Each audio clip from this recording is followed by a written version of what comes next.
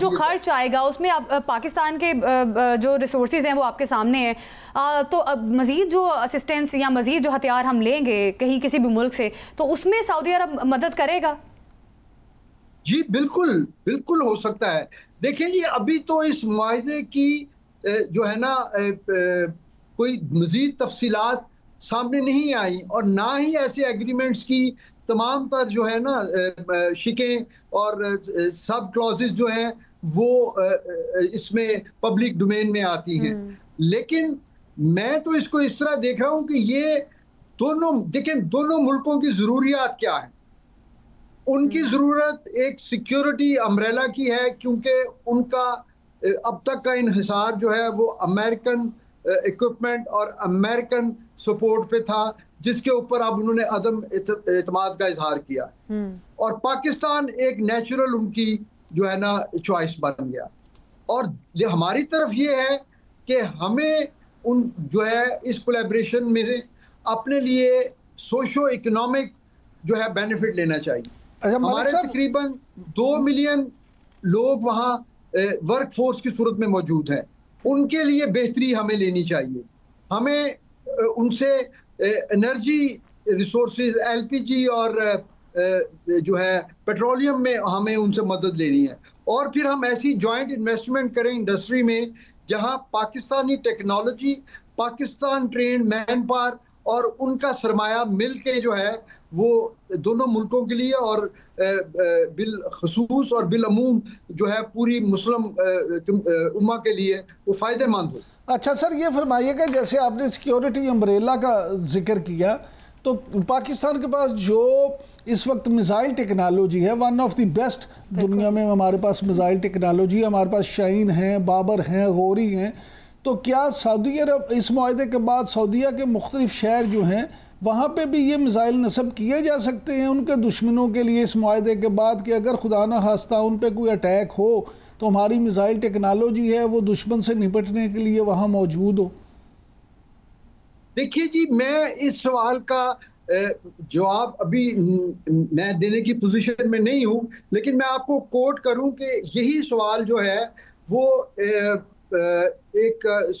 Saudi spokes person से पूछा गया इस मुआहदे के फौरन बाद कि जी क्या पाकिस्तान तो एक न्यूक्लियर पावर है, तो क्या इसका मतलब ये है कि वो अब उनकी न्यूक्लियर जो सलाहियत है उस तक भी आपकी रसाई हो जाएगी? तो उसका उन्होंने ये जवाब दिया कि military cooperation means military cooperation, it is not limited to any particular weapon system.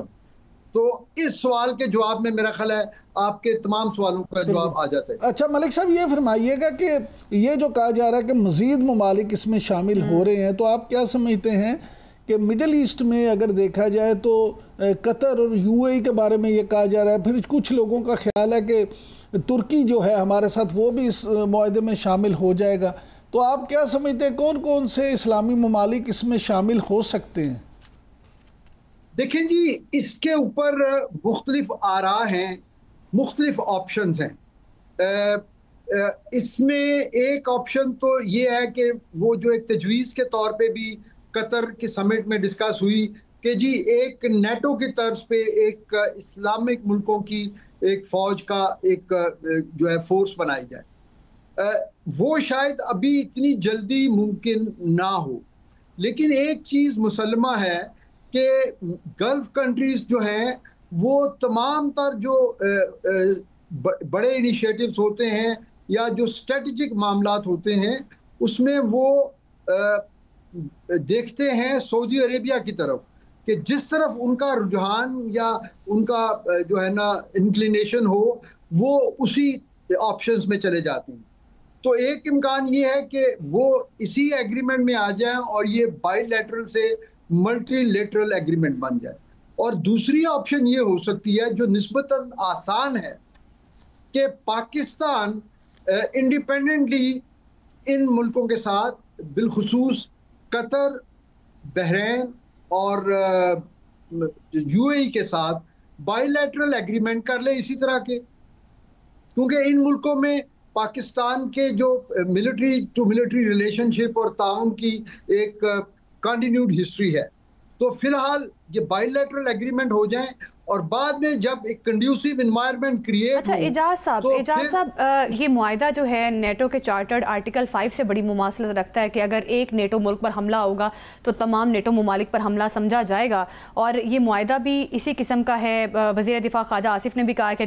दिफाई मुआहिदे में मज़ीद अरब ममालिक भी शामिल हो सकते हैं। तो क्या ये अभी एक्सपेक्ट किया जा सकता है कि शायद कोई बड़ा जॉइंट दिफाई अग्रीमेंट ये आगे जाके हो सकता है, मज़ीद ममालिक भी इसमें शामिल हो सकते हैं? देखिए जी, इसमें इस चीज का इन्हिसार दो बातों पे होगा। एक तो ये है कि जो मुसलमान ममालिक जिनको हम डिस्कस कर रहे हैं उनकी इंटेंट पे, वो तो उनकी तो इंटेंट या इंक्लिनेशन यकीनन होगी, लेकिन हमें ये भी देखना चाहिए, एक हकीकत पसंदाना हमें इसका रिव्यू करना चाहिए कि इन तमाम ममालिक के अमेरिका के साथ और यूरोपियन ममालिक के साथ डिफेंस के अलावा बहुत बड़े तजारती ताल्लुकात भी हैं। ये ममालिक जो हैं ये उन मुल्कों पे जो इंडस्ट्रियलाइज्ड मुल्क हैं उनको ये पेट्रोलियम की एक्सपोर्ट से बहुत बड़ा रेवेन्यू जनरेट करते हैं। तो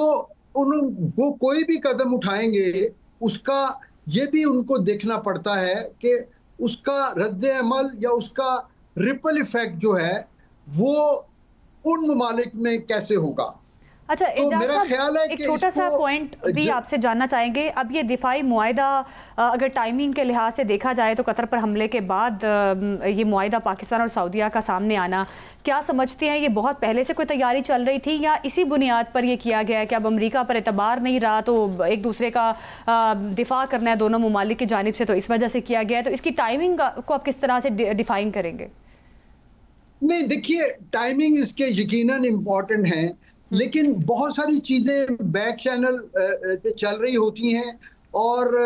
फिर वो एक कोई कल्मिनेटिंग पॉइंट होता है। देखिए एक चीज़ समझने की ज़रूरत है, कतर जिस पे अटैक हुआ वहाँ पर अल अदीद बेस पर अमेरिकन 10,000 सोल्जर्स मौजूद हैं और पूरे मिडल ईस्ट रीजन में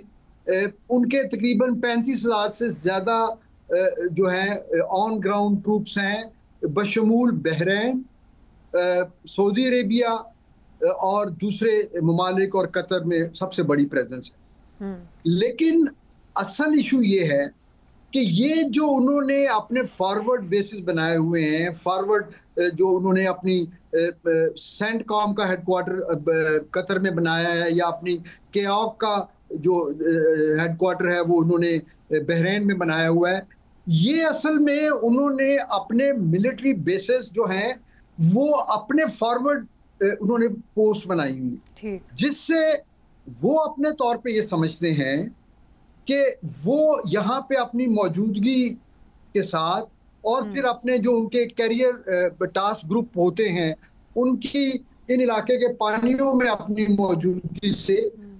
वो अपने जो है इकोनॉमिक और सिक्योरिटी इंटरेस्ट को लुक आफ्टर करते हैं। अब अगर जो अरब ममालिक हैं वो ये समझें कि ये अड्डे जो हैं ये हमारे तहफ़्फ़ुज़ के लिए हैं या उनको ये खाम ख्याली थी कि ये हमारे ख़िलाफ़ अगर कोई थ्रेट होती है तो ये उसको काउंटर करेंगे, तो अरब मुल्कों को जिससे थ्रेट है, जेन्युइन थ्रेट तो अरब मुल्कों को एक ही मुल्क से है और वो मुल्क इजराइल है। और इजराइल को जो जब से वो मुल्क बना है तकरीबन 220 या 230 अरब डॉलर, बज़ाहिर ये लग रहा है कि अब खलीजी रियासतें अमेरिका पर एतबार नहीं कर रही। बहुत शुक्रिया आपका एजाज मलिक साहब।